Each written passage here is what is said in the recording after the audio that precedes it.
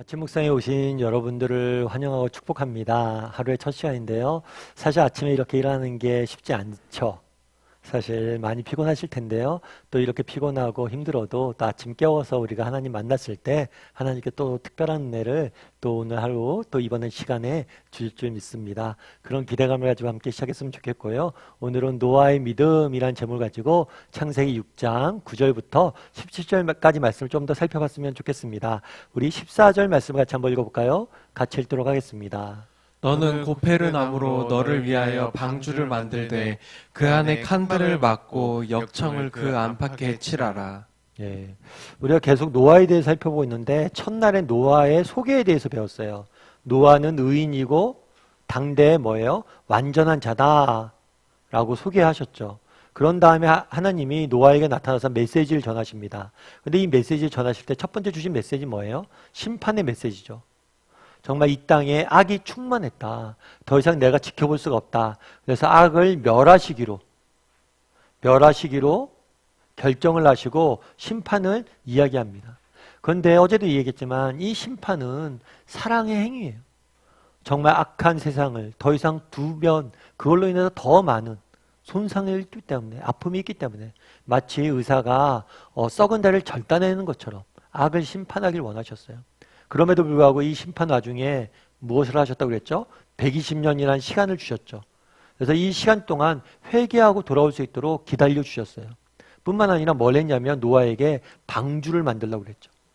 이 심판을 내릴 텐데 네가 방주를 만들면 이 방주에 들어오는 모든 사람들은 뭐예요? 그 심판으로부터 면제받을 수 있는 거예요. 그러니까 구원의 길을 열어주신 거예요. 그러니까 사람들이 그런 이야기를 하죠. 왜 하나님께서 이렇게 심판을 좋아하시냐? 멸하는 걸 좋아하시냐? 멸하는 걸 좋아하시는 분이 아니세요. 이 심판은 부득이하게 정말 일종의 사랑의 행위예요. 그런데 하나님께 이 심판을 내리실 때마다 반드시 뭘 하세요? 구원의 길을 여세요. 그날의 방주를 만드셨고 또 신약에 뭘 하셨어요? 그 아들 예수 그리스도를 보내서 피할 수 있는 그 아들을 십자가에 죽게 하심으로 피할 수 있는 길을 여셨죠. 그래서 이 방주를 만들라고 노아에게 이야기하는 겁니다. 노아에게 이야기할 때 뭐라고 이야기하냐면 고페르 나무로 너를 위하여. 이 고페르 나무는 편백나무라고 알려진 나무예요. 이 나무로 배를 만들라고 그런 거죠. 큰 배를. 그리고 방주를 만들 때 그 안에 칸들을 막고 역청을 그 안밖에 바르고 쭉 이야기한 다음에 계속해서 하나님께 설명을 하세요. 그건 어떤 걸 설명하냐면 방주를 어떻게 만들지에 대해서 쭉 설명을 하십니다. 그래서 여러분들 쭉 한번 읽으면 방주의 모양이 어떻고 어떻게 구성되어 있는지 우리가 알 수가 있어요. 근데 이 방주가 이 노아에게 방주를 만들라고 그랬잖아요. 이 방주가 굉장히 그 크기가 큽니다. 그래서 길이가 약 135m 정도 되고 폭이 20m 정도 되고 높이가 13m 정도 돼요. 그런데 그 당시에 노아를 보세요. 노아의 가족이 있었어요. 그리고 노아에겐 세 자녀가 있었어요. 그러니까 노아의 아내가 있었고 세 자녀가 있었어요. 그러니까 사실은 노아의 가족이라고 해봤자 그렇게 많은 수가 아니에요. 그렇다면 왜 이렇게 방주를 크게 만들었냐는 거예요. 왜 방주를 이렇게 크게 만들었을까요? 노아만을 위한 방주였다면 이렇게 크게 만들 필요가 없어요. 이 방주를 크게 만든 이유는 뭐예요? 누구나 이 방주에 들어올 수 있도록 만든 거죠. 다르게 말하면 여기서 무엇을 우리는 알 수 있냐면 하나님의 마음을 알 수가 있어요. 어떤 마음을 알 수가 있어요? 정말 모든 사람들이 회개하고 돌아오길 바라는. 사실 그렇죠. 온 땅에 악이 가득했어요. 그럼 하나님께 심판하실 것이다 이야기했어요. 그렇지만 하나님 뭐예요? 심판을 선포하면서 구원의 길을 여시고 보다 근본적으로 뭐예요? 다 회개하고 돌아오길 원하신 거예요. 아무도 심판당하지 않기를 바라시는 하나님의 마음을 우리는 누릴 수가 있는 거예요. 그래서 어저께 배웠던 것처럼 이야기를 나눴던 것처럼 이런 하나님의 마음을 이해하기 위해서 우리가 노력해야 되고 성경을 통해 읽을 때 이런 마음을 봐야 돼요. 그런데 우리 입장에서 이거는 하나님의 마음과 더불어 노아의 입장에서 한번 생각해 볼 필요가 있어요. 하나님께서 노아에게 방주를 만들려고 합니다. 그리고 뭐 어떻게 만들었냐면 120년 동안 만들었어요. 이 120년 동안 노아의 방주를 만드는 게 쉬운 일이었을까요? 쉽지 않았을 거예요. 아마 요즘 시대로 말하면 세상에 이런 일에 나왔을 거예요. 야, 노아라는 사람이 있대. 그 사람이 방주를 만든대. 왜 만든대? 이제 곧 심판이 만대. 심판을 피하려면 저 방주에 들어가야 된대. 그런데 120년 동안 비가 안 왔다고 그러거든요. 비 하나 없는데 노아는 뭘 한 거예요? 끊임없이 하나님의 방주를 만들고 있었던 거예요. 참 노아의 심정은 어땠을까? 이런 생각이 들더라고요. 여러분들은 어떠세요?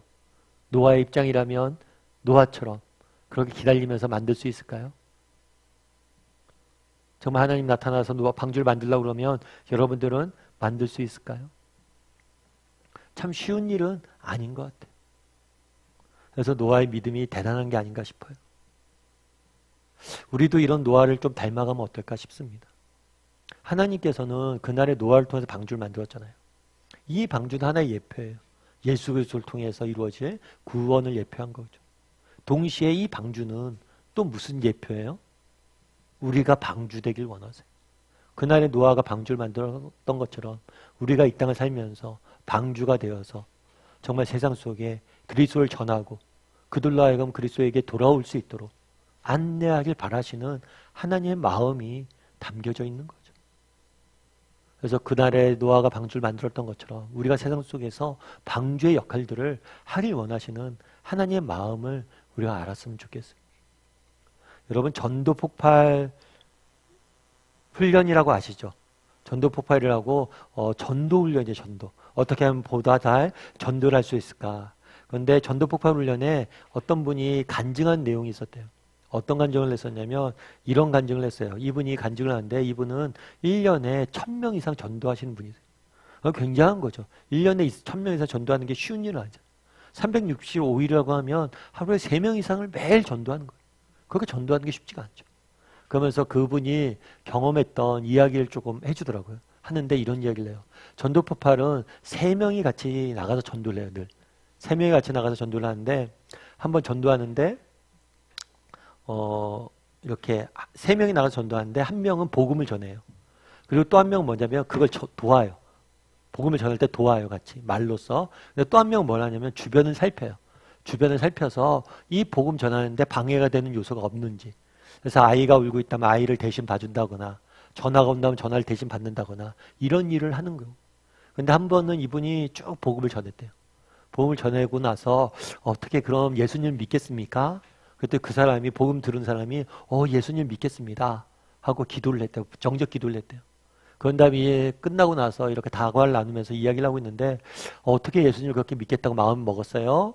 그랬더니만 그분이 뭘 하냐면 이 세 번째 아까 얘기했던 첫 번째 사람은 복음을 전했죠. 두 번째 사람은 전도했어요. 세 번째 사람은 옆에서 그냥 가만히 지키고 있는 거예요. 근데 저 세 번째 사람 보고 자기가 예수님 믿게 됐다고 그러더라고요. 그런데 세 번째 사람이 한 게 없잖아요. 그런데 저 세 번째 사람 옆에서 미소를 지으면서 온 아이 쳐다보는 모습이 너무 좋았다고 그러더라고요. 참 그 얘기를 들으면서 여러 가지 생각이 들었어요. 사실 우리가 방주가 돼야 된다고 그러잖아요. 그래서 우리가 입을 열어서 복음을 전할 수도 있습니다. 하지만 우리가 정말 삶의 모습 하나, 태도 하나, 우리가 보이는 모습 하나, 작은 것 하나가 방주의 역할을 할 수 있다는 거예요. 우리가 정말 예수 그리스도 안에서 누리는 기쁨, 그리고 그 기쁨으로 인해서 우리가 누리는 평안, 이런 것들 맛보고 우리의 삶 가운데 적용되는 것만으로도 정말 그런 귀한 전도의 수단이 될 수 있다는 거예요. 오늘 하루 우리 또 세상을 살아가야 되잖아요. 방주의 역할을 좀 할 수 있었으면 좋겠어요. 그래서 때로는 우리의 입을 열어서 복음을 전할 수도 있겠죠. 때로는 뭐 할 수도 있어요? 그들을 위해서 기도하는 것도 우리가 방주의 역할을 하는 거예요.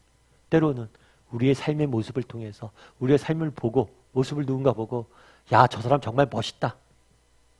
나도 저 사람처럼 되고 싶다. 이런 마음을 줄 수 있는 사람이었으면 좋겠어요.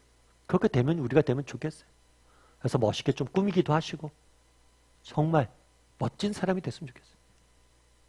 그래서 오늘 하루는 참 우리를 통해서 일하시길 원하시는 하나님, 우리가 방주되길 원하시는 하나님에 대해서 한번 묵상해 봤으면 좋겠고요. 어떻게 하면 내가 방주로서의 삶을 살 수 있을지 고민하고 오늘 하루 방주로서 삶을 사는 저와 여러분이 되기를 주님의 이름으로 소원합니다.